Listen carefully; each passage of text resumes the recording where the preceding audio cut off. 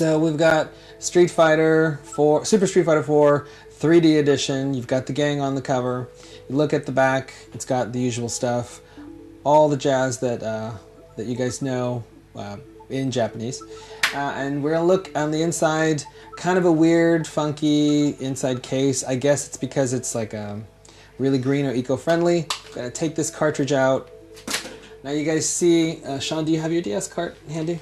An original DS cart? Yes, sir, an original DS cart. So what we've got here is, it's essentially the exact same size.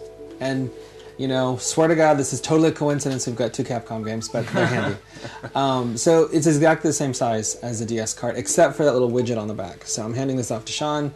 Now I'm going to show you how this thing goes in. So you go in the back, you see it's telling you, hey, put it in this way. So we're gonna put it in that way, pops right in, and look, it's our friend.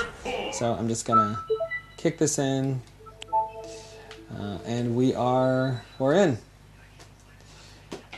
And I'm looking for my stylus, which is a little too far. All right, it's booting up for the first time. Now, camera folks, let me know if this is in shape for you. So right now I have the 3D slider off, just so you guys know. Otherwise, it would be a little weird for what you were watching, because it would be all wavy lines. What I will do, just real quick, so there's that intro movie, which if you know Street Fighter, you've seen it a couple times, and I'm just going to jump past it. So just real quick, like, I'm going to turn the 3D effect on so you guys can see. That unless you are dead on this thing, it doesn't look so good. So I'm going to turn it off, and we're going to go right on in. And it's just giving you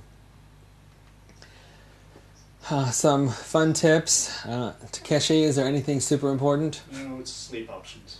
This is telling you all about the sleep options, which are kind of cool. So, is it forcing me to read these, or can I skip past them? What it says. Let's see. Sorry, we're checking it out. I'm trying to read. Hit the home button real fast. That takes you back. Takes you back, and it booted me out. So hey, did I mention that we didn't have a lot of sleep and that we're at weird angles? Because we are. All right, so we're back. We're going into the Street Fighters. Skipping past all this. This is basically loading. And again, that would look awesome if it was in 3D, but the 3D's off. Now it just looks neat.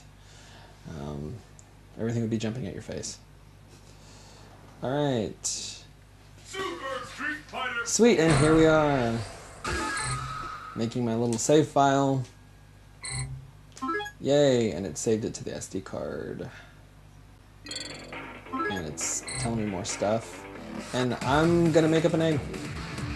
And we're just gonna do this. Folks in Japan that are watching this, I apologize for butchering your language. Alright, and let's see. A couple more. Start. Let's start. Sorry. Let's see. Alright, and you know, if anybody's got questions, go ahead and shoot them in. I just hopped right into arcade. Okay. Actually, we've got a question here. So while Sean's looking, those of you at home, this is everybody. If you have Super, you know it. I'm gonna choose the Chun-Li. Do some costumes and some colors. I'm gonna do Ultra Combo. Actually, Lego Kid 3000 is wondering how it feels to actually play the game in the charging cradle. You know what? That's a good question. So, and this is good. So this is the charging cradle, right? And you can just hop it right in, which I am. And then see at the bottom here, it's charging, you're good to go. I'm gonna be honest, like right now, it feels kind of good. It gives it a little bit more heft. The charging cradle's actually really light. So it doesn't really add a whole lot to the weight. So I'm just going to skip past this intro cinematic. You have access to all the buttons in the charging cradle. Right now, just as I'm kind of holding it, it's a little weird to get to the shoulders. Like you do have to stop your fingers from hitting this thing at the back So that's a thing. But otherwise, it feels pretty good. So I'm in. I chose a fun, festive, alternate outfit for Miss Chun-Li. And I'm about to kick Makoto in the face, who is also in a Saseno outfit. And we're off. Now you can once again use D-pad or analog. I do not buy, I do not believe in the analog sticks for this, because I am a big fan. So now I'm playing sort of traditional, so I'm using, the button combinations that we all know and love. Not real easy to play this at an angle is what I'm discovering. So, got that, and it looks great. I think you got that from when we were in New York. It's pretty much Street Fighter. Now, if you look at the bottom, I am playing traditional, I am hitting buttons, I am kind of doing the controller motions that we all know and have memorized, that those of us that play Street Fighter. But if I wanted to, I could just hit L. I could do that, and I could be doing some much easier super moves. My meter's actually full, so let's just see what happens when I go like that. And totally easy. In a lot of ways, for folks that remember playing Street Fighter on